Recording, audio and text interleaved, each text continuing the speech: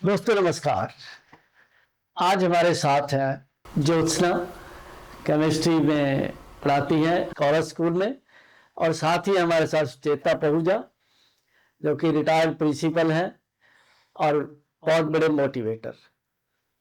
तो आज के लिए जो हमारा चर्चा का विषय है वो है विद्यार्थियों के लिए स्टडी वर्क लाइफ, यानी पढ़ाई के साथ काम भी और लाइफ तो जीनी ही है। उसके बारे में आज आपके साथ हम चर्चा करेंगे। पहले ज्योत्सना। सभी को मेरा नमस्ते। जैसे कि सर ने मेरा इंट्रोडक्शन दिया कि मैं एक अध्यापिका हूँ और मैं 10th क्लास को साइंस पढ़ाती हूँ और +1 और +2 को मैं केमिस्ट्री पढ़ाती हूँ। सर ने जो आज का टॉपिक मुझे दिया बोलने के लिए वो एक बहुत ही अच्छा टॉपिक इसलिए है क्योंकि फेब के महीने में 10वीं और 12वीं के छात्रों के बोर्ड एग्जाम्स बहुत ही नज़दीक है, इसलिए ये टॉपिक बहुत ही इम्पोर्टेंट और बहुत ही एसेंशियल है, जो कि है स्टडी वर्क एंड लाइफ का बैलेंस। सबसे पहले मैं बता दूं कि बैलेंस का मतलब क्या है। बैलेंस का मतलब है कई सारी चीज़ों को साथ में लेते हुए चलना। क्यों बैलेंस ज़रूरी है? ताकि हमारी प्रोफेशनल, हमारी एकेडमिक और हमारी पर्सनल लाइफ, इन सारे ही लाइफ के गोल्स को हम अचीव कर सके और जो हमारा अल्टीमेट गोल है हैप्पीनेस, उसको हम अचीव कर सके। दोस्तों, हम सभी जानते हैं कि नॉलेज इज बाउंडलेस। ज्ञान की कोई सीमा नहीं है।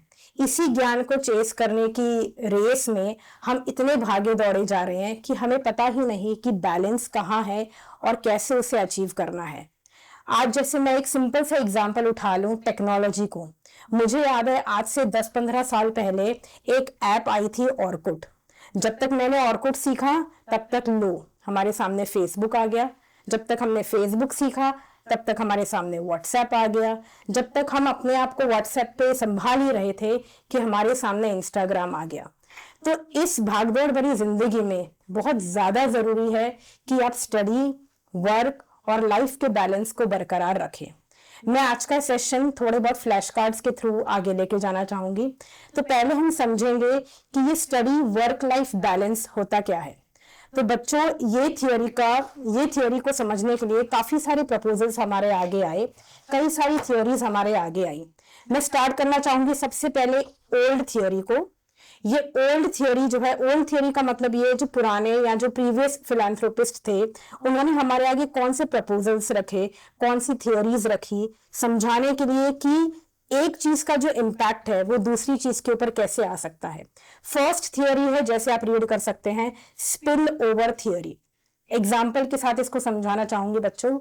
मान लो कि आपके फैमिली में एक बहुत अच्छा एटमॉस्फेयर है जहाँ पे पेरेंट्स हमेशा आपको मोटिवेट करते हैं। They are enthusiastic parents. वो आपसे हमेशा कहते हैं कि आप जीवन में आगे बढ़ो, चुनौतियों को लड़ने के लिए हम तुम्हारे साथ खड़े हैं। तो ये बहुत ऑब्वियस सी बात है कि हमारे पेरेंट्स की दी हुई अपब्रिंगिंग, उनके पॉजिटिव थॉट्स हमारी स्टडी पे इन्फ्लुएंस जरूर करते हैं। पुराने जो फिलैंथ्रोपिस्ट थे, उन्होंने इस स्पिल ओवर थियोरी को बहुत ही इंपॉर्टेंट बताया क्योंकि उन्होंने हमें ये समझाया, इवन एज अ पेरेंट, क्योंकि मैं भी एक पेरेंट हूं, कि जब हम हमारे बच्चों को एक बहुत अच्छा एटमॉस्फेयर देते हैं, घर पे एक केयरिंग और एक हेल्पिंग एटमॉस्फेयर है, तो उस चीज का असर हमारे वर्क के ऊपर जरूर दिखता है। अगर बच्चा फैमिली से ही बैलेंस्ड नहीं चल रहा तो उसके ऊपर वो स्ट्रेस ज्यादा है और वो इस बैलेंस को मेंटेन करने में या अचीव करने में डिफिकल्टी फेस करता है। ये थ्योरी मुझे, जब मैंने इसको रीड किया तो ये थ्योरी मुझे बहुत अच्छी लगी और मैं सारे पेरेंट्स को, अगर पेरेंट्स भी इसे ऑब्जर्व कर रहे हैं तो उन पेरेंट्स को मैं मोटिवेट करना चाहूंगी कि आप अपनी फैमिली में एक बहुत सपोर्टिव, एक बहुत एंथुजियास्टिक और एक बहुत ही प्रेरणा से भरा हुआ एटमॉस्फेयर रखे, क्योंकि आप नहीं जानते बट आपका ये बिहेवियर आपके बच्चे के स्टडीज पे कितना इन्फ्लुएंस करेगा। जैसे जैसे मैं इन थियोरीज को आगे रीड करती चली तो मुझे एक सेकंड थियोरी आई नजर में। वो सेकंड थियोरी थी फैसिलिटेशन थियोरी। बच्चों, फैसिलिटेशन थियोरी का मतलब है फैसिलिटेट करना, मीन्स मान लो अगर मुझे मैथ्स बहुत पसंद है, अगर हमारे बच्चे को मैथ्स बहुत अच्छे से आती है, तो बच्चे को ये भी कहा जाता है कि अगर हम मैथ्स में एक्सपर्ट है, हम मैथ्स के न्यूमेरिकल्स कर सकते हैं, तो कहीं ना कहीं वो चीज हमें साइंस वाले सब्जेक्ट में जरूर इम्प्रोवाइज करेगी। या साइंस के जैसे हम जब मैथ्स पढ़ाते हैं बच्चों को, और जब हम केमिस्ट्री और फिजिक्स पढ़ा रहे हैं, तो हम बच्चों से हमेशा कहते हैं कि बेटे अगर आपकी मैथ्स इंप्रूव्ड है तो आपकी साइंस भी इंप्रूव्ड ही रहेगी। ये मैंने एक सब्जेक्ट का कोरिलेशन बताया है, बट रियल लाइफ में फैसिलिटेशन का मतलब ये है बच्चों कि अगर आपके पेरेंट्स आपको अच्छे से फैसिलिटेट कर रहे हैं, आपको अच्छे से हेल्प कर रहे हैं, तो उसका इन्फ्लुएंस आपके दूसरे डोमेन पे या दूसरे सेक्टर पे जरूर दिखेगा। ये दोनों थियोरीज मैंने इसलिए हाईलाइट की है या इसलिए एम्फसाइज की है कि थियोरीज के साथ साथ हम ये समझ सकें कि वर्क और लाइफ और स्टडी को कैसे बैलेंस करते हुए चलना है। रीजन, ये सारे जो फैक्टर्स है या जो सारे जो डोमेन्स है, ये डोमेन्स आपस में इंटरकनेक्टेड है। ऐसा कभी नहीं होता कि अगर मैं वर्क में अच्छी हूं तो मैं बाकी सारी चीजें बैलेंस कर सकती हूँ। मुझे बहुत सारी चीजों को साथ में लेके चलना है। इसी के साथ साथ एक नई थ्योरी आई जब मैंने रीड किया ऐसे, उस थ्योरी का नाम था मॉडर्न थ्योरी।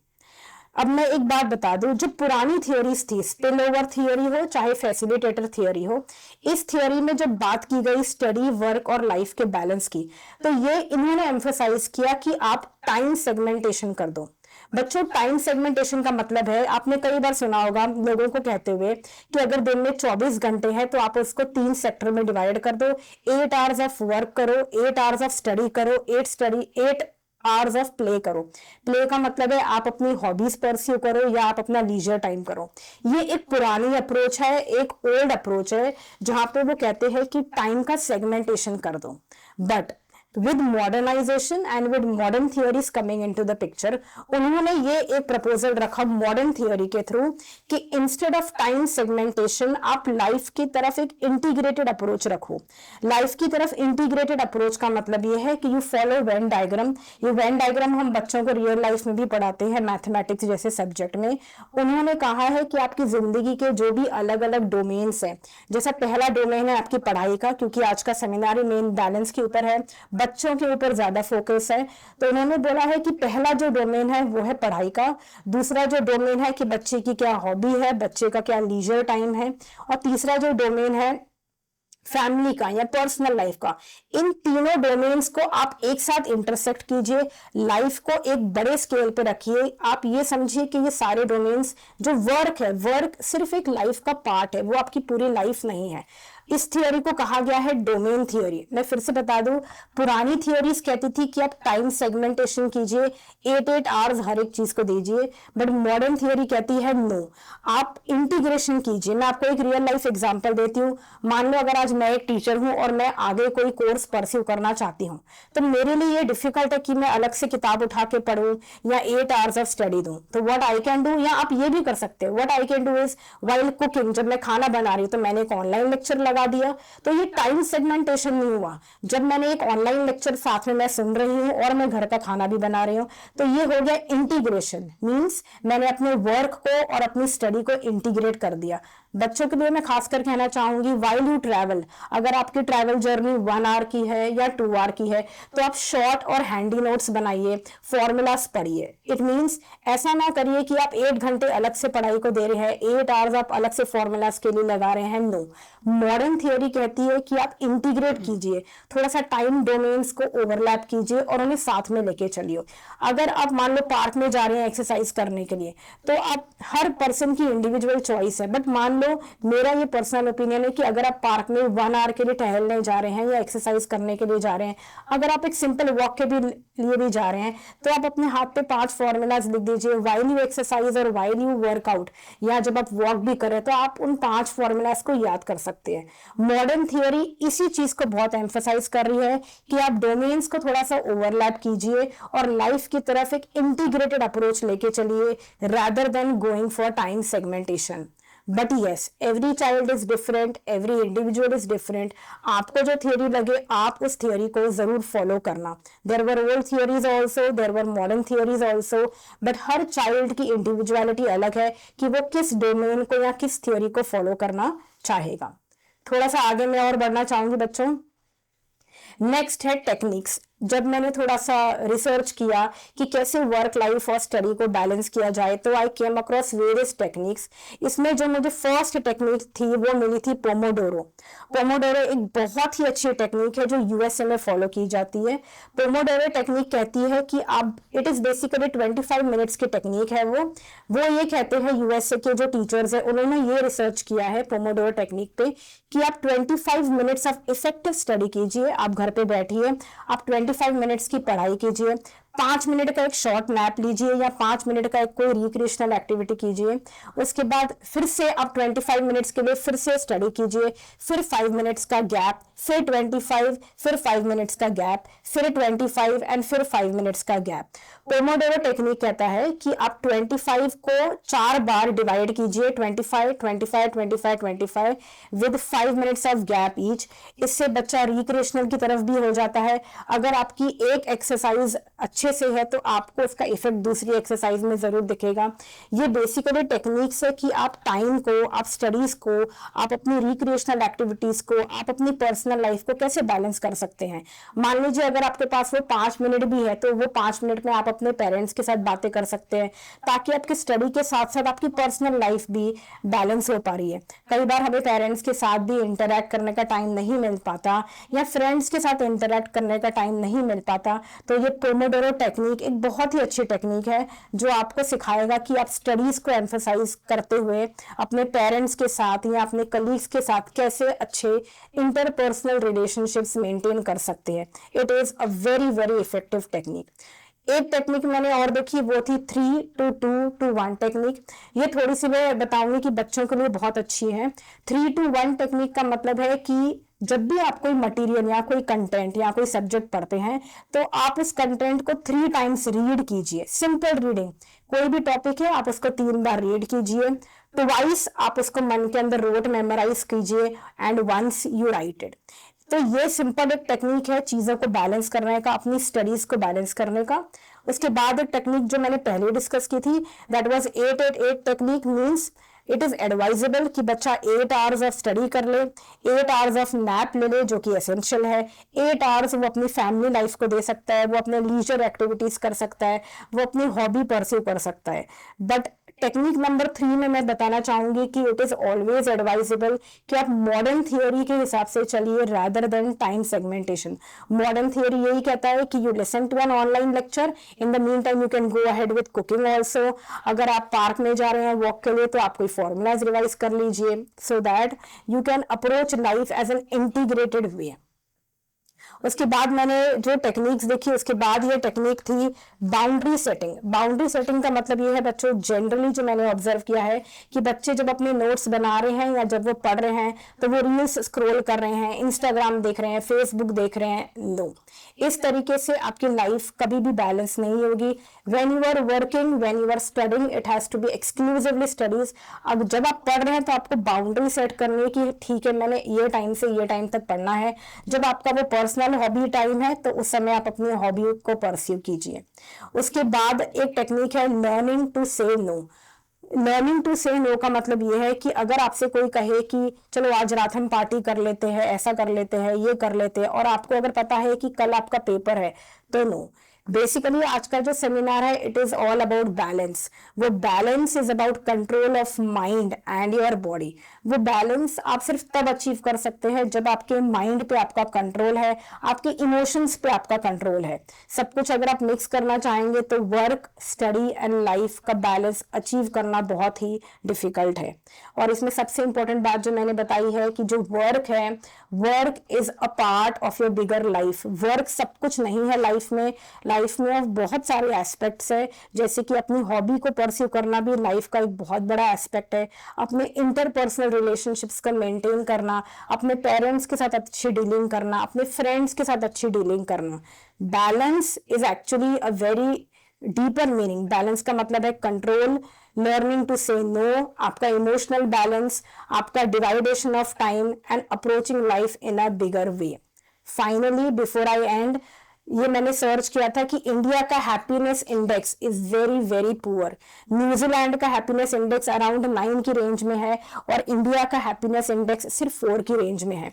ये इंडेक्स का वेरिएशन इंडिया का पुअर इसलिए है क्योंकि हम जैसे लोग वर्क, लाइफ और स्टडी, टीचर्स के लिए वर्क हो गया, बच्चों के लिए स्टडी हो गया, इन चीजों का बैलेंस हमारे माइंड में कहीं ना कहीं नहीं है।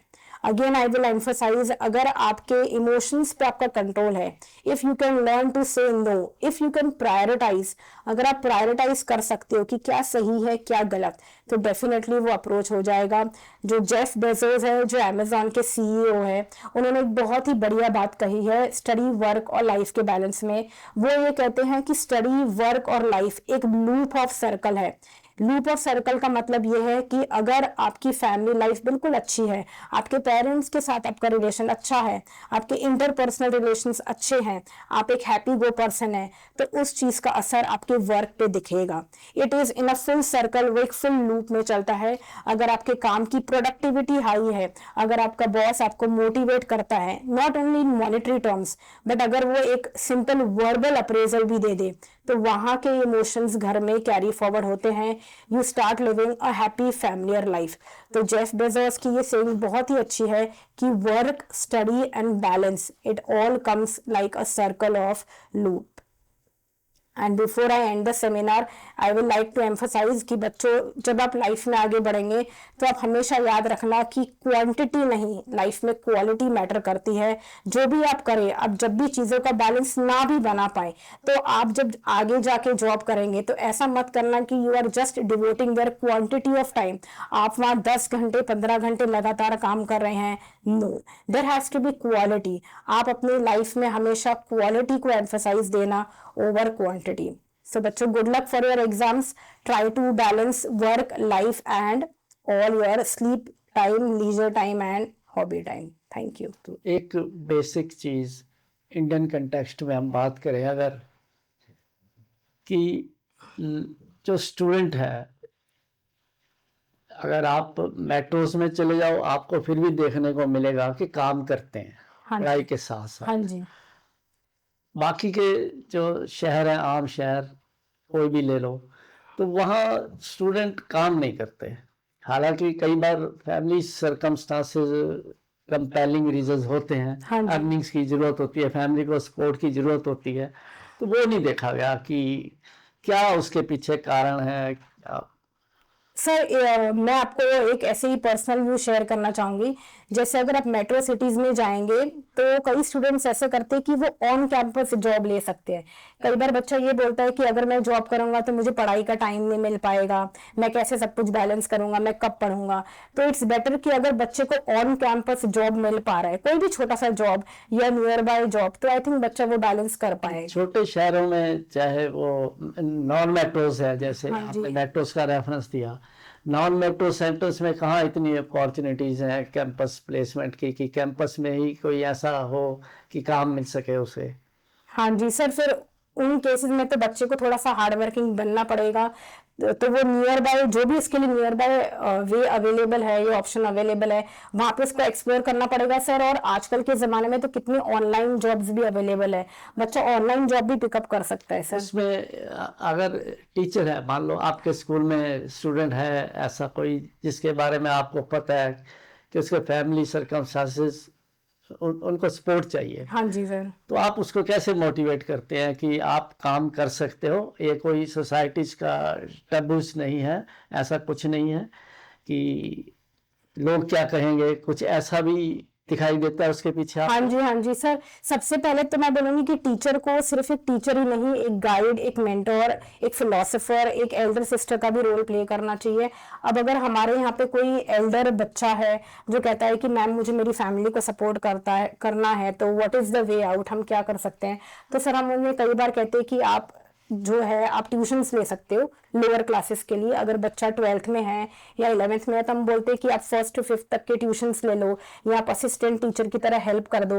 यहाँ कोई अगर sir online lot of opportunities are there, जैसे कि अभी हम देखते हैं कि रीडिंग लेने आता है मीटर की इलेक्ट्रिसिटी के, हाँ जी सर, तो सारे बाहर के हैं, स्टूडेंट टाइप के हैं या जो फ्री हैं वो करते हैं। डिस्ट्रीब्यूशन है इलेक्ट्रिसिटी बिल की, वो साथ ही हो जाती है अब तो ऐसी कई अपॉर्चुनिटीज तो मिल सकती हैं अगर कोई करना चाहे हाँ तो। जी सर, बिल्कुल। लेकिन यह है कि जो सोसाइटी के टबूज है कि ये कैसा काम कर रहा है, देखो जी ये आम छोटे शहरों में देखते ही हैं। हाँ जी सर। सर वो तो हमें बच्चे को सर मेंटल ट्रेनिंग देनी ही है कि एट द एंड सोसाइटी आपकी फैमिली नहीं चलाएगी, आपकी फाइनेंशियल हेल्प से ही आपकी फैमिली ऊपर आ सकती है, ना कि सोसाइटल प्रेशर से। सर वो मेंटल अपब्रिंगिंग या मेंटल पॉजिटिव फीडिंग वो तो सर हम सबकी तरफ से ही आएगी। वो तो है ही ना कि हमें अपने लिए करना है, अपनी हाँ फैमिली जी। के लिए करना है। कि society sir society is important because man is a social animal, लेकिन सोसाइटी से पहले हमें बच्चे को बहुत ही अच्छे लेवल पे और प्यार से काउंसलिंग करना पड़ेगा कि क्योंकि नीड ऑफ द आवर है, समय की ये मांग है, तो आपको अपनी फैमिली को सपोर्ट करना पड़ेगा। और कई बार सर हमें भी बड़प्पन दिखा के बच्चे को कुछ हेल्प कर देनी चाहिए या बच्चे को सपोर्ट कर देना चाहिए। नहीं, आप बाहरले कंट्रीज में जब हमारे ही लोग जाते हैं, बच्चे हाँ जी, जाते हाँ हैं, जी। वहाँ कोई ऐसा नहीं दिखता जो काम ना करता हो। हाँ जी सर, फॉरेन कंट्रीज में तो हमारे बच्चे काम करते ही करते हैं sir, no doubt.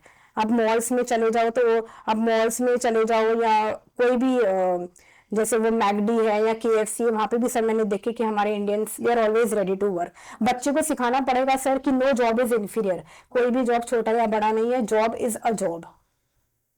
Thank you very much. Thank With these words, you are updated and have delivered a very nice for the viewers.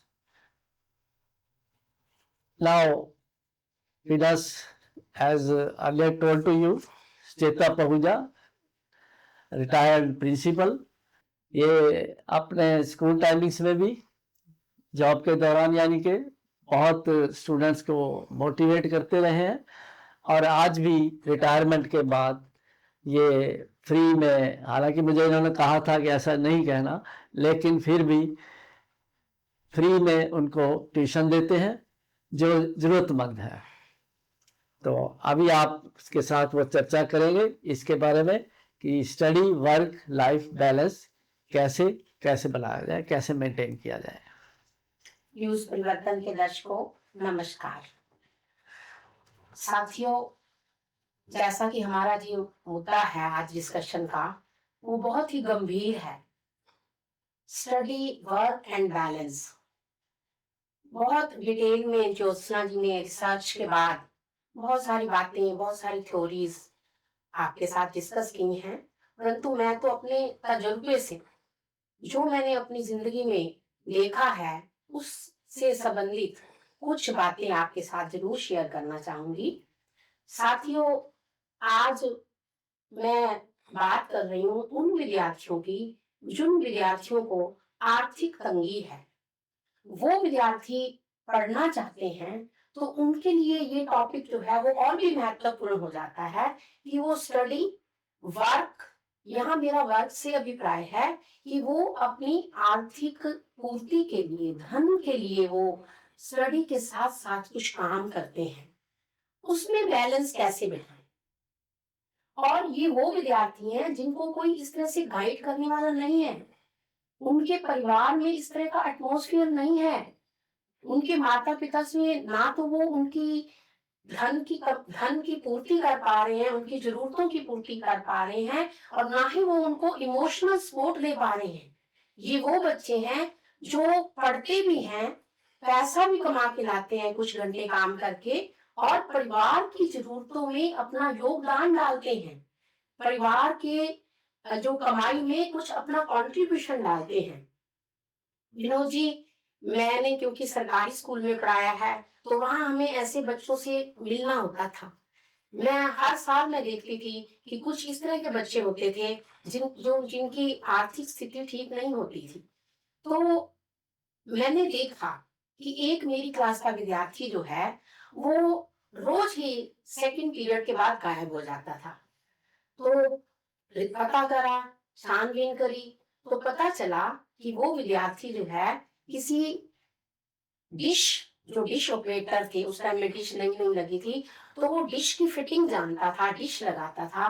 तो उस टाइम में उसको, क्योंकि 10-1 बजे के करीब उसको जाके लोगों के घरों में डिश लगानी होती थी, तो इसलिए वो 2 घंटे बीच में गायब होके फिर प्रेजेंट भी हो जाता था।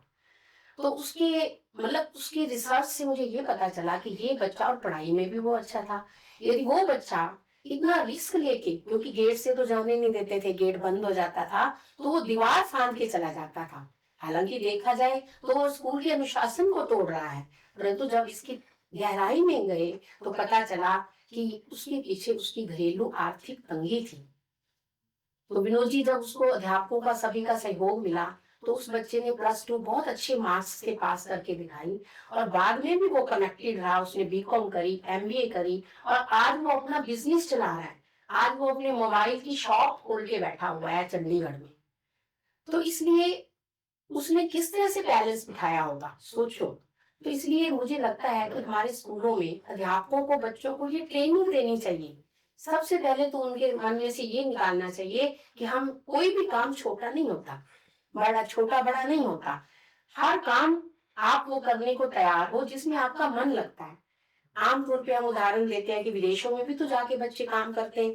विदेशों में सैटरडे संडे को विनोद जी, जब लोग घूमने जाते हैं तो वहां विद्यार्थी जो हैं वो अपने हाथ में मोबाइल कवर, ऐनक, स्पैक्स, इस तरह के सामान लेकर उन टूरिस्ट प्लेस पे बेचने के लिए जाते हैं, और लोग भी उनका जो है इतना मतलब सत्कार करते हैं कि उनको पता होता है ये स्टूडेंट है, ये अपनी फीस के लिए ये काम कर रहे हैं, तो उनसे चाहे जरूरत नहीं भी है फिर भी कुछ ना कुछ उनसे खरीद लेते हैं ताकि उनको प्रोत्साहन मिलता रहे।